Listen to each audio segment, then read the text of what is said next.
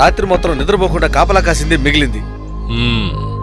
అంతా చెడగొట్టింది వాడి బావేరా, అదే ఆ నరేష్ గడు. ఏంటి వాడిని వేసేయమంటావంటరా? వేసేయాలరా, బావా బామ్మద్దలిద్దరికీ పడదు. అదే మనకు మంచిదైందిరా. ఒక్క దెబ్బకు 2 పెట్టెలు పడాలరా. కానీ దీని వెనకాల నేనున్నట్టుగా ఎవ్వరికీ తెలియకూడదురా. Okay okay.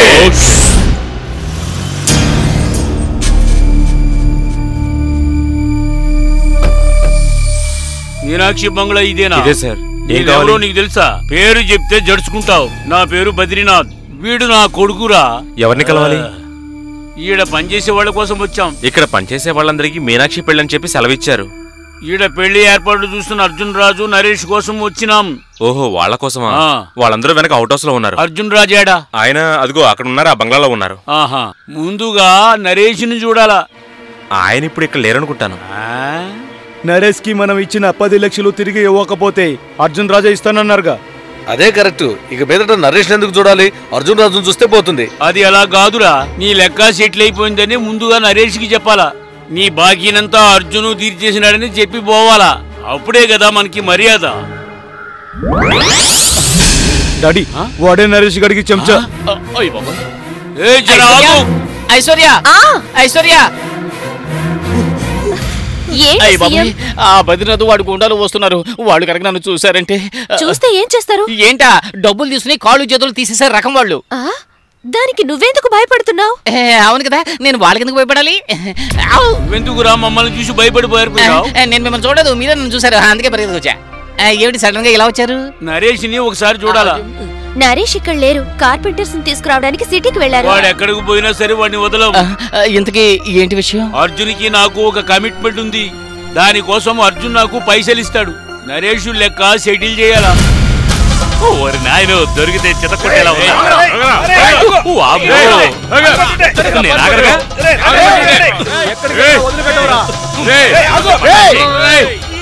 డాడీ, ఆ నరేష్ గాడు బండి దిప్రా.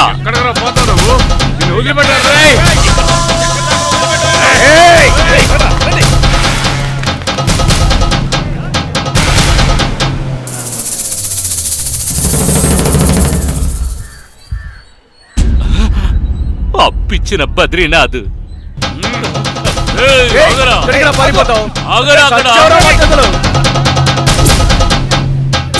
రండ్రా, అటు వెళ్ళి చూద్దాం.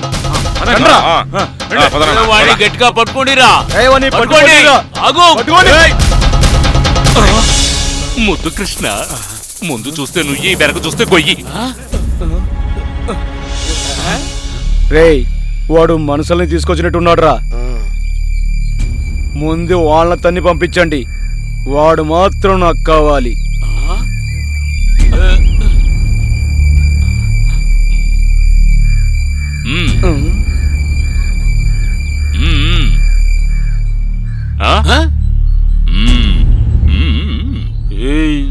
ఈడు కూడా మందిని తీసుకొచ్చినాడు. గట్లా అంటావా? జాతర అయితే కొట్టండ్రా.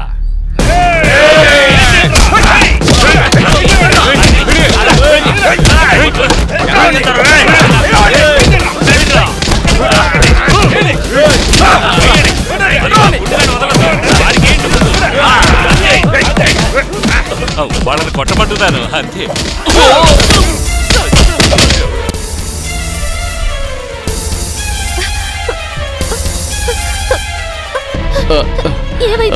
ఏమైంది నా నరేష్ కి? తలకు దెబ్బ తగిలి షాక్ లో ఉన్నాడు. ఇంకా స్పృహలోకి రాలేదు. ఎక్కడా? పైన రూమ్ లో ఉన్నాడు. రండి.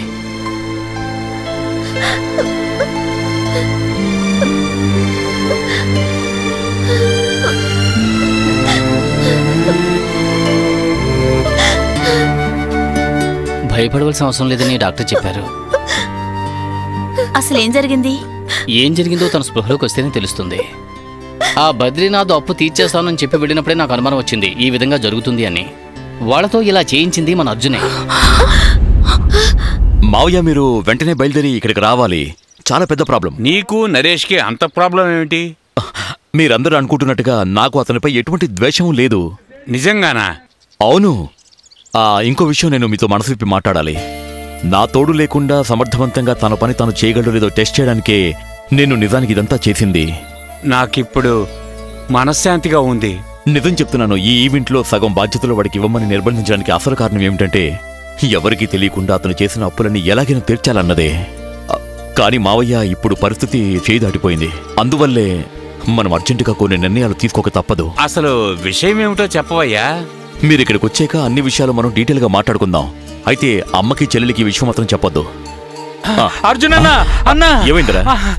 ఆ బద్రీనాథ్ మనుషులు మా నరేష్ బుర్ర పగల కొట్టేశారు. బద్రీనాథ్ వాడి ఇక్కడికి ఎందుకు వచ్చాడు? ఎందుకు వాడిని కొట్టాడు? అదంతా నాకు తెలియదన్నా. నరేష్ ఆసుపత్రిలో చేర్చారు. Oh my God. అయితే నరేష్ నువ్వే కొట్టావని మీ చెల్లి అనుకుంటా. అలాగా? సరే, నువ్వు ముందు బండికు.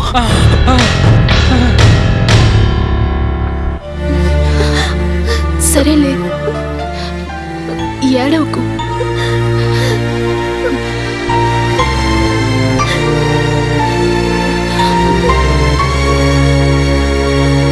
చనిపోయారా అని చూడడానికి వచ్చావా? ఏమంటున్నావమ్మా? వద్దు, ఇంకేం చెప్పక్కర్లేదు. ఎందుకు ఇలా మాట్లాడుతున్నామా? ఏం మాట్లాడకండి, అంతా నాకు అర్థమైంది. నా జాతక దోషం వల్ల నీకు పెళ్లి కాకుండా పోతుందేమోనని చనిపోదామనుకున్న నన్ను కాపాడి నాకు ధైర్యం చెప్పాడు. నాకు జీవితాన్నిచ్చిన దేవుడు ఆ నరేష్. నువ్వు ఇంకొక అమ్మాయి మెడలో తాళి కట్టిన తర్వాతే ఆ సంసార జీవితాన్ని సాగిద్దామని ఎదురు చూస్తున్నావు. అందుకోసమే ఇంత పని చేశారు. నిన్ను ఓడించాలని కాదు, మేము ఏం తప్పు చేశామని మాకింత శిక్ష విధించారు. అది కాదమ్మా, జరిగిందంటే కూడా నాకు తెలియదు. వద్దు, నేను దేన్ని నమ్మను. నీ మొహం నాకు చూపించుకు. వెళ్ళిపో, దయచేసి ఇక్కడి నుంచి వెళ్ళిపో.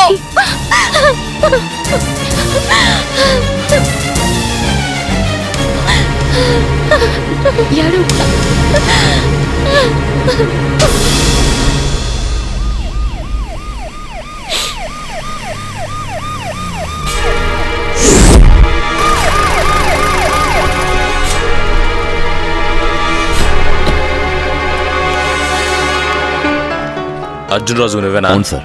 మీ పేరు మీద ఓ కంప్లైంట్ వచ్చింది. కంప్లైంటా? ఐశ్వర్య మీ చెల్లేగా, తనే కంప్లైంట్ ఇచ్చారు.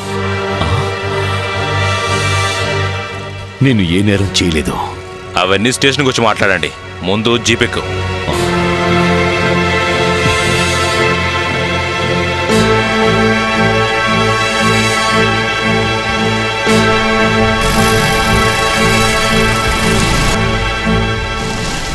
అర్జున్ అన్న అలాంటి కాదని మీకు బాగా తెలుసు. మరెందుకు అతన్ని ఇరికించారు? ఆట ముగేలేదు, ఇప్పుడే ఆరంభం అవుతుందని చెప్పింది ఎవరు?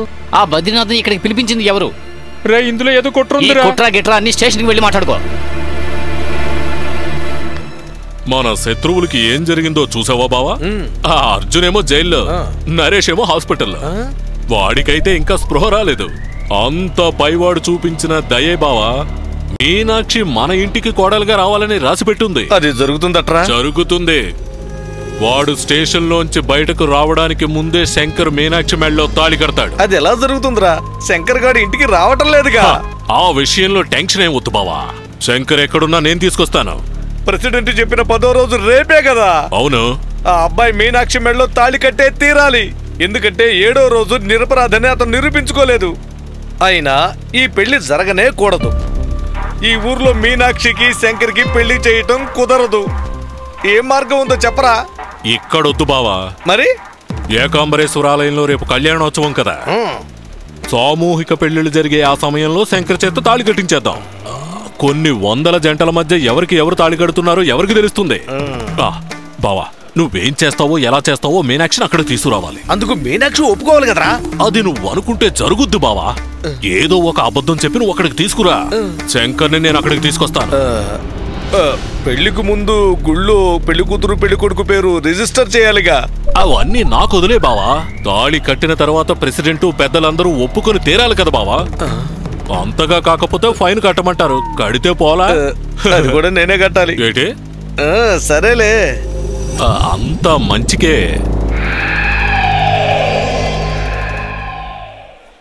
అయ్యయ్యో బద్రీనాథ్,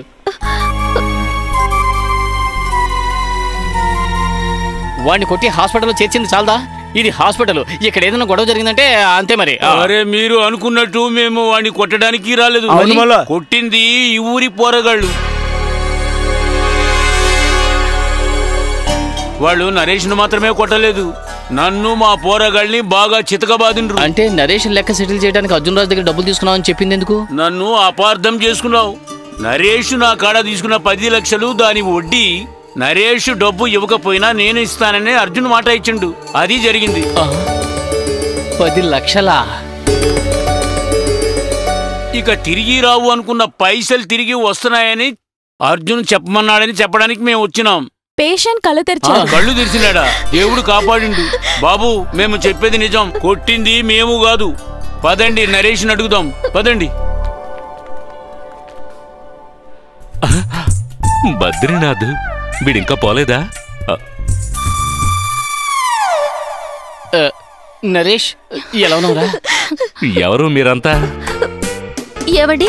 ఎవరి ఆంటీ? అయ్యో, మీకేమైందండి? నేను గుర్తులేనా? మీ భార్యని. ఎవరి భార్య ఇవి? నేను మీనాక్షిని. ఏ మీనాక్షి? మీరంతా ఎవరు? డాక్టర్ గారు వీళ్ళని బయట తీసుకోండి. దేవుడా, నేను డాక్టర్నా? అయ్యో, ఎంత పని జరిగింది. వీడి గతం మర్చిపోయాడు. ఒరే, నేనేరా సీఎంని. సీఎమ్మా? సీఎం అర్జున్ రాజు కదా?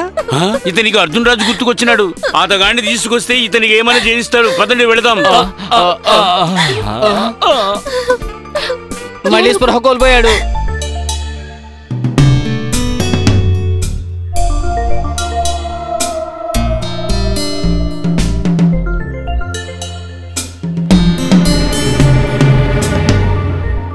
చెప్పు బావా. ఏమైంది? శంకర్ని చూసావా? శంకర్ని తీసుకుని బయలుదేరబోతున్నాం. అక్కడ ఎలా ఉంది? మీనాక్షి ఏమంది? మీనాక్షి దేవతలాగా రెడీ అయిపోతోంది. అర్జున్ రాజు నిన్ను పెళ్లి చేసుకుంటాడని ఒక అబద్ధం చెప్పేశాను, అంతే. ముహూర్తం సమయానికి శంకర్ని తీసుకుని నువ్వు గుడికి వచ్చేయాలేంటి? వస్తాం బావా, నువ్వు మీనాక్షిని తీసుకుని వచ్చే. ఇంతకీ ఏమంటున్నాడు? అంతా ఓకేరా. చెప్పింది జ్ఞాపకం ఉందా? బాగా గుర్తుంది.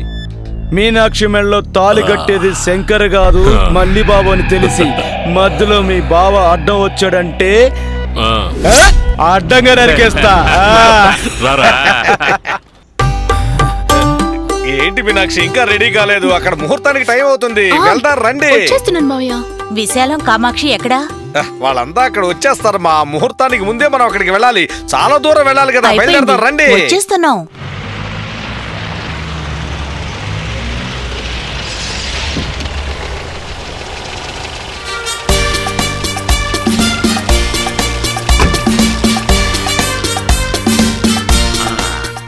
తీసుకో. చాలా చాలా థ్యాంక్స్.